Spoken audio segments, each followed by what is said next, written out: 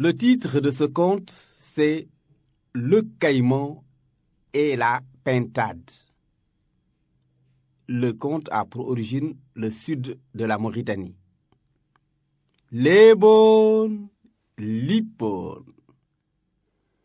Le Caïman et la Pintade entretenaient une amitié de longue date. Oui, c'était une amitié connue de tous les habitants de la forêt et des eaux.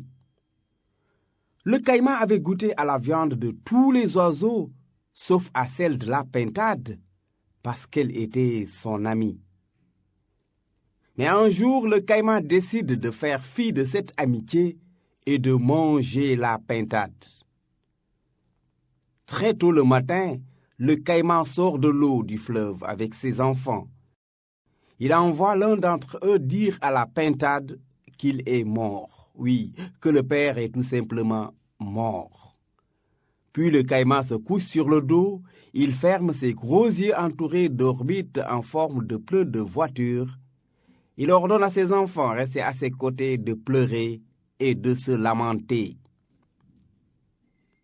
Un concert de cris et de gémissements, relayé par l'écho des falaises bordant le fleuve, résonne de toutes parts.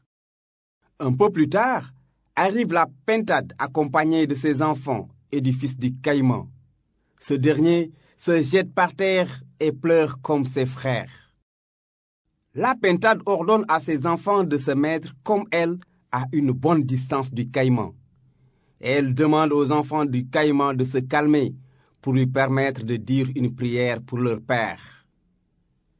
Les petits caïmans se taisent. La Pintade, après avoir versé quelques larmes de crocodile, dit « Caïman, si tu es mort, remue le bout de ta queue. » Le bout de la queue du Caïman bouge, d'abord timidement, puis de plus en plus fort.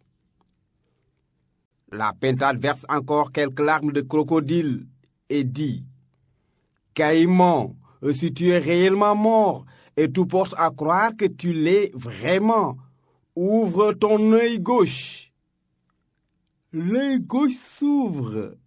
« Maintenant l'œil droit, » reprend la Pintade. Et l'œil droit s'ouvre. Aussitôt, la rusée Pintade s'envole avec ses enfants en disant « Ce n'est pas aujourd'hui, ni demain, ni jamais que tu vas nous manger, vilaine bête. » Ce conte est fini. Le premier qui respire ira au paradis.